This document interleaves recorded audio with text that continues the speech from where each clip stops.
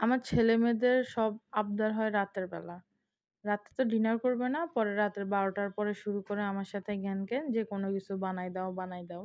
আর আমার ছোট ছেলেটা তো হইছেই একটা যে রাত্রের বেলা তার কোনো কিছু খাওয়া নাই। কিন্তু ১২ঃ০০ বাজার পরেই তার ক্ষুধা লাগা শুরু হয়। যদি বলি ভাত খা, কিন্তু সেটা খাবে না। তো ধরছে আমাকে চাউমিন বানিয়ে দিতে। এখন কি আর করা? চলে গেলাম রান্না করে চাউমিন বানানোর জন্য। আমরা সবাই চাউমিন বানাতে পারি। কিন্তু রেস্টুরেন্ট স্টাইলে কিভাবে আমি ঘরোয়া পদ্ধতিতে চাউমিন বানাই সেটা আজকে আমি আপনাদেরকে দেখিয়ে দিচ্ছি।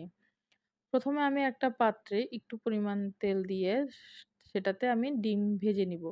ডিমটা মাঝখান দিয়েও ভেজে নেওয়া যায়, কিন্তু আমি প্রেফার করি সবার আগে ভেজে নিয়ে ওইটাকে সাইড করে রেখে দিতে।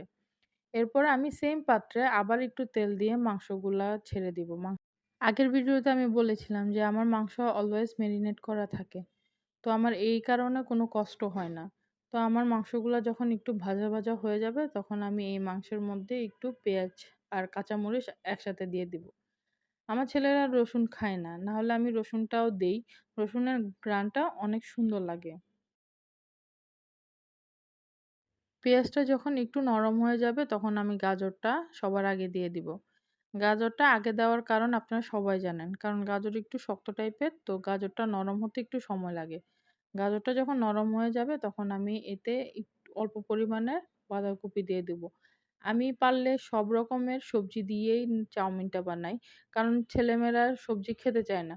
কি করে চাউমিন থেকে একটা, একটা করে সবজিগুলো ফেলে দেয়। এর জন্য আমি ওই সবজিগুলা চাউমিনের মধ্যে দিই যেগুলা খেতে পারে তারা। তো সবজিগুলা যখন একটু ভাজা, ভাজা হয়ে যাবে, বেশি নরম না, যাতে একটু ক্রাঞ্চি থাকে। তো এর এর মধ্যে আমি অল্প একটু পরিমাণের ব্লাক পেপার, কালো মরিচের গুঁড়া দিয়ে দিব। এরপরে ওইটাকে আবার একটু নেড়েচেড়ে তার মধ্যে আমি একটু সয়া সস এড করে দিব। এই যে দেখেন আমার সবজিগুলা মাশাআল্লাহ কি সুন্দর দেখতে কালারফুল লাগতেছে। তো এইভাবে চাউমিন রান্না করলে আমার ছেলেদের এত পছন্দ, তারা ২ বাটি চেটেপুটে খেয়ে ফেলে।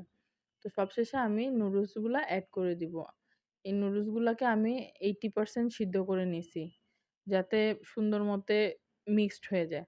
তারপরে আমি এটাকে একটু নেড়েচেড়ে এর মধ্যে ডিম এড করে দেব। এই তৈরি হয়ে গেল মজাদার চাউমিন।